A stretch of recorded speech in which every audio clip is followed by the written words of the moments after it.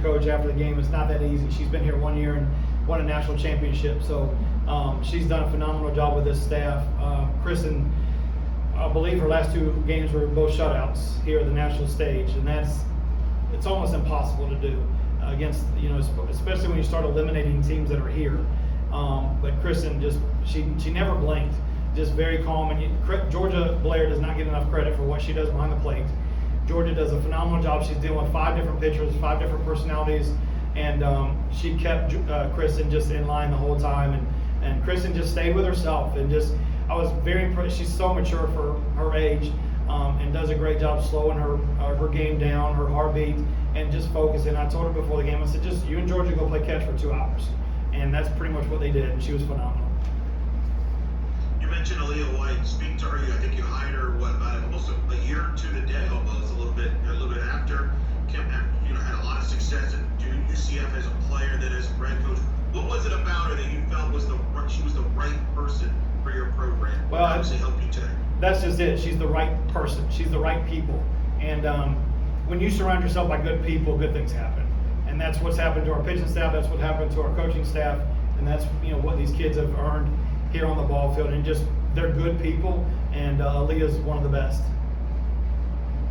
Was there a moment this year, Coach, where you felt this team could be special, this team could pull this off? Was there any moment, turning point in the year where you thought, hey, this could be special? You've had some great teams.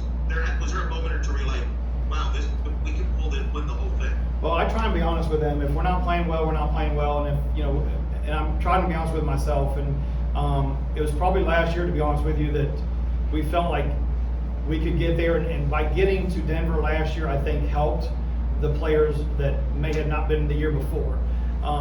But moving into this year, obviously, and I've told them, I said, if you play well, you have a chance. I'm not going to blow smoke because I've done this long enough. I understand what we have, and when they play to their abilities, what they can do. And the 38-game win streak was unbelievable.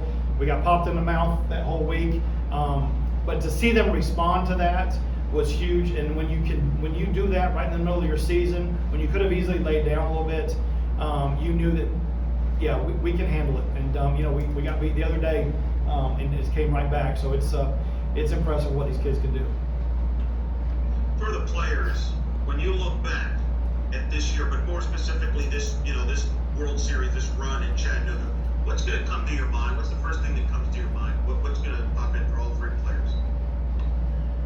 Minion ball. Just minion ball, honestly. That's a game we play at the hotel, and it's part of the freshmen. I think, honestly, this freshman class, they don't get enough credit either for their personalities and how much fun they bring to this team.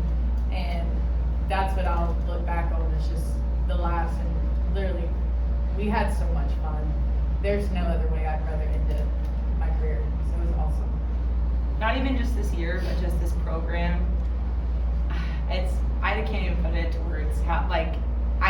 All of us couldn't have picked a more perfect school, a perfect place, perfect group of people to be around. It's just, I can't think of anything better in the world than to have chosen North Georgia softball. So, I don't know, just our time here.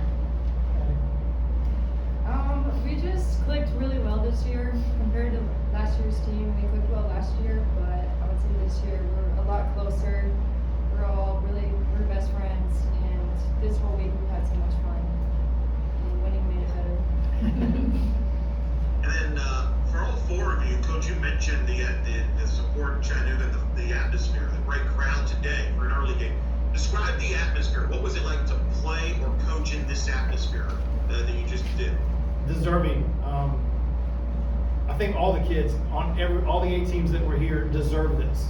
And it's awesome. It's something that we at the Division II level sometimes get looked at, and folks tell us no a lot. But these kids don't blink. Our administration doesn't blink. Our fans don't blink. They go out and do their own thing, and they know what they have is special. And Chattanooga knew what they have is special as well. And I think you saw it, and it's the tip of the iceberg right now with what we can bring to Division II college softball. Again, I know we're close to campus from here. That did help. but there's so many Division II programs that do it right, that the 7 that were here this week, it's just going to grow. If we continue to push, it's going to continue to grow, and deservingly so for the student athletes, for sure.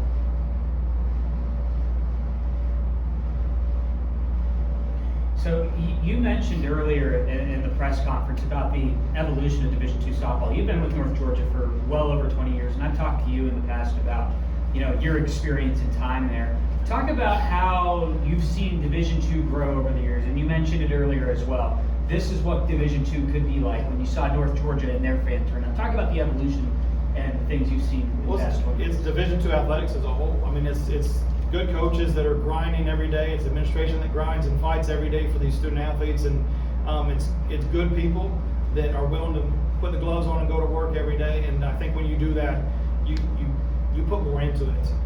There's no entitlement in Division II, I can assure you of that. And these kids and our administration, the coaches in any sport in Division II work extremely hard. There's a lot of things a lot of hats that they wear during the course of a day.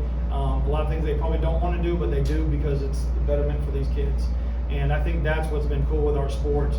There's so many good coaches in Division II, so many good programs.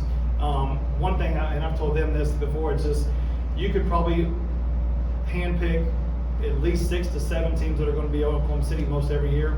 You can't do that in Division II, and that's why when the season starts in February, everybody really has a shot, and that's a cool thing. And I have one final question. It's for the players. So throughout the season, y'all's dugout, and you guys mentioned about minions and stuff. What's that minion signify to you guys that hangs out on that little net in the dugout? Well, it's from our RBI week. Okay. We were Davo's Minions. That was one of our team names. And that's just, honestly, it signifies hard work and just the enthusiasm we have as a team, regardless of what we're doing. We look at the minion and we just celebrate. Like, I don't know how to describe it. It's just kind of the thing that works for the team, I guess. Also, after every game, there's a minion of the game. So Yep. if you get the minion, you're like MVP. Anything else? Thank you, Coach. Thank y'all. Thank you. Thank y'all so much.